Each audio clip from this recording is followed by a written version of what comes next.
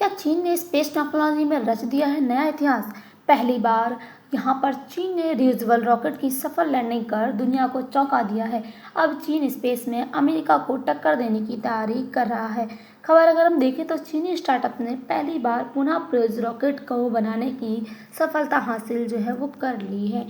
चीन की जो निजी कंपनी है स्पेस कंपनी, उसने यहाँ पर लैंड स्पेस को ज़ुक्यू का 3 रॉकेट का सफल परीक्षण जो है वो यहाँ पर किया है। और रॉकेट ने होंजू 3 सैटेलाइट को जो है निर्धारित कर वहाँ पर कक्षा में पहुँचाया है। यानी कि ये जो होंजू 3 सैटेलाइट है, इसको यहाँ पर अब उसकी जो कक्षा है उसको वहाँ पर पहुँचाया है। अब इसके बाद क्या हुआ कि रॉकेट ने जो है फर्स्ट स्टेज बूस्टर पर धरती पर सफलतापूर्वक उतरा है। और यह जो है किसी चीन की जो प्राइवेट कंपनी है उसके द्वारा ऑर्बिटल क्रॉस बूस्टर की पहली सफल लैंडिंग रिकवरी मानी जा रही है। यानी कि किसी भी चीन की कोई भी एक प्राइवेट कंपनी है उसकी एक सफल परीक्षण यहाँ पर माना जा रहा है, पहला ही। अब हम देखें कि यहाँ पर जो ज़ुक्यू 3 है वो क्या है। ज़ुक्यू 3 एक आधुनिक रियूजेबल रॉकेट है। इसे चीन की जो प्राइवेट एरोस्पेस जो कंपनी है और लैंड स्पेस, उसने जो है यहाँ पर विकसित किया है। और उसके साथ ही अगर हम देखें तो इसमें जो है लिक्विड मीथेन और लिक्विड ऑक्सीजन का जो है इस्तेमाल किया गया है। रॉकेट को इस तरह बनाया गया है कि यहाँ पर जो है फर्स्ट स्टेज वापस आकर दोबारा इसका इस्तेमाल कर सकता है। यानी कि अगर ये फर्स्ट स्टेज में जाता है और वापस भी आ जाता है तो दोबारा भी जो है इसका इस्तेमाल जो है वो किया जा सकता है। अब हम यहाँ पर देखें कि रियूजेबल रॉकेट क्या होता है। रियूजेबल रॉकेट का अगर हम सामान्य मतलब देखें तो सबसे पहले इसमें जो है लॉन्च होता है, फिर इसका जो पूरा काम होता है वो यानी कि एक तरीके से जो है सामान्य रूप से जो है रॉकेट का काम चलता है। और उसके बाद इसके कुछ हिस्से जो हैं उनको फेंक दिए जाते हैं या फिर ख़त्म कर दिए जाते हैं। और उसके बाद अगर हम देखें तो रियूजेबल वो होता है, यानी कि दोबारा उसको जो है यूज़ किया जा सकता है। उसके बाद क्या होता है कि लॉन्च होता है और फर्स्ट स्टेज से जो है वो अलग होता है और वापस जो है अर्थ पर उसकी लैंडिंग होती है। और बाद में उसकी जो है जांच होती है कि वो सही है या नहीं। अगर वो सही होता है तो उसको वैसे ही उसका यूज़ कर लिया जाता है। अगर वो थोड़ा भी उसमें खराबी होती है तो उसमें जो है मरम्मत की जाती है और फिर बाद में उसको दोबारा से लॉन्च किया जाता है। अब इसका उद्देश्य क्या है? रॉकेट को बार बार इस्तेमाल करके लॉन्च की लागत को कम करना है। यानी कि इससे क्या होगा कि लॉन्च में जो लागत लगती है वो कम हो जाएगी। अब हम देखें तो इस मिशन से में क्या हुआ है। अब मिशन की प्रक्रिया के बारे में देखें तो सबसे पहले रॉकेट लॉन्च हुआ है। उसके बाद रॉकेट जो है सैटेलाइट को जो है ऑर्बिट में पहुंचा है रॉकेट ने। उसके बाद फर्स्ट स्टेज में जो है ये अलग हुआ है और यहाँ पर बूस्टर वापस जो है यहाँ पर अर्थ पर इसकी लैंडिंग जो है वो यहाँ पर हो चुकी है। और जो खुले लेग्स हैं उसमें यहाँ पर इसकी लैंडिंग हुई है। और उसके साथ ही कंट्रोल और वर्टिकल लैंडिंग जो है वो हुई है। और अगर हम फर्स्ट स्टेज की बात करें तो लगभग जो है 390 किलोमीटर दूर इसमें जो गैंसियो प्रोविंस है वो निर्धारित करने की जगह पर इसको उतारा गया है। अब इसकी सफलता की खास बात क्या है?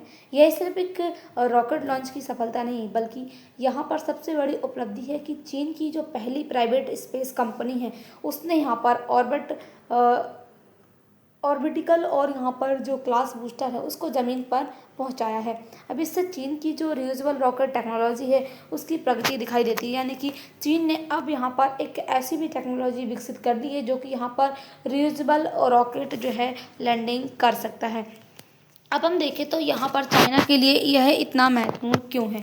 क्योंकि रियूजेबल एक तरीके से जो है भविष्य में लॉन्च की रॉकेट को यानी कि लॉन्च की जो लागत है उसको कम कर सकता है और रॉकेट को कई बार जो है इस्तेमाल इससे किया जा सकता है। यानी कि एक रॉकेट को जो है कई बार इस्तेमाल किया जा सकता है।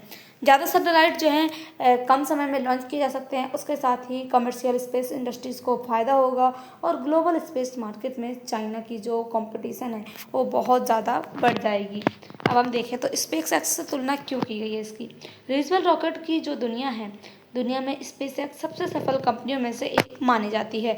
अब स्पेस एक्स जो है यहाँ पर फॉल्कन 9 रॉकेट के फर्स्ट स्टेज को बार बार रिकवर कर और रीयूज़ किया जाता है। यानी कि ये जो है यहाँ पर फॉल्कन 9 रॉकेट है उसको यहाँ पर दोबारा यूज किया जा सकता है, स्पेस एक्स का है।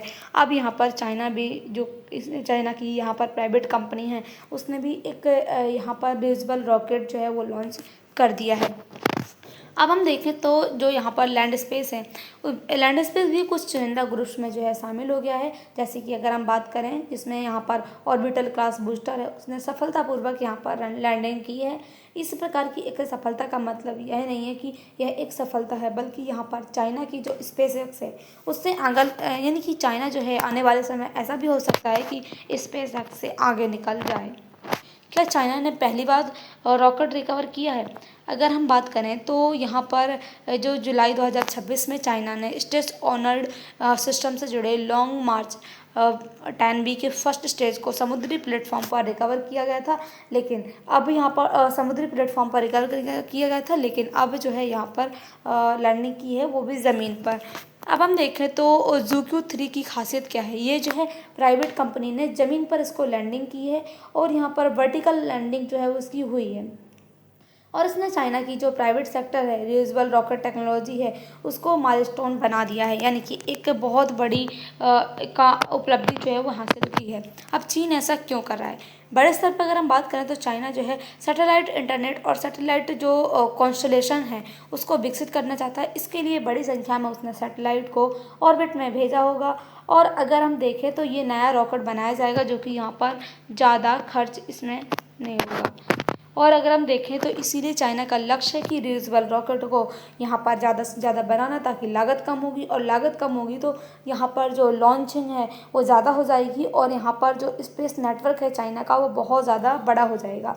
जैसे कि अगर हम JQ की बात करें तो यहाँ पर ये रॉकेट जो है एक महत्वपूर्ण रॉकेट माना जा रहा है चाइना के लिए। अब चाइना की जो प्राइवेट स्पेस इंडस्ट्री है उसकी अगर हम बात करें तो पहले चाइना की जो स्पेस सेक्टर है उसने सरकारी कंपनियों का दबदबा बना हुआ था, लेकिन अब जो है प्राइवेट कंपनी भी जो है रॉकेट बना रही हैं और जो है लॉन्चिंग सर्विस जो है विकसित कर रही हैं। यानी कि अब जो प्राइवेट कंपनियां हैं वो भी यहाँ पर सामने आ रही हैं। रियूजेबल टेक्नोलॉजी पर प्राइवेट कंपनियां काम कर रही हैं और सैटेलाइट और इसके साथ ही इंफ्रास्ट्रक्चर में निवेश कर रही हैं। और इस जो लैंड स्पेस है उसको तेज़ी से बढ़ाने के रूप में कमर्शियल स्पेस सेक्टर्स का एक उदाहरण देखने को मिल सकता है हमको यहाँ पर चाइना का। अब इसके लिए यहाँ पर देखें तो इंडिया के लिए इसका क्या मतलब है। भारत भी रियूजेबल लॉन्च रिसाइकल्स जो है यहाँ पर बना सकता है, यानी कि टेक्नोलॉजी पर काम कर रहा है।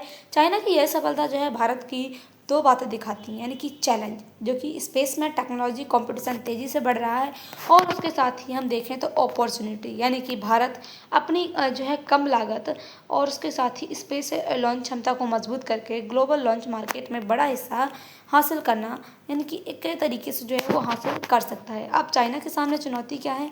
एक सक्सेसफुल लर्निंग के बाद जो है असली परीक्षण जो है, या फिर हम कहें परीक्षा जो है वो शुरू होती है। चाइना साबित करना चाहता है कि बूस्टर को सुरक्षित तरीके से इंस्पेक्शन कर सकता है और आगे आने वाले समय में उसकी मरम्मत में जो है कम लागत हो सकती है। वहीं बूस्टर जो है दोबारा उसकी सफलतापूर्वक उड़ान भर सकता है और बार बार यूज़ करने पर उसकी जो रियलाइजेबिलिटी है वो यहाँ पर बनी रहती है। यानी कि लैंडिंग सफलतापूर्वक होना एक पहला कदम है, बल्कि यहाँ पर नियमित यूज़ करना असली चुनौती यहाँ पर देखने को मिल रही है।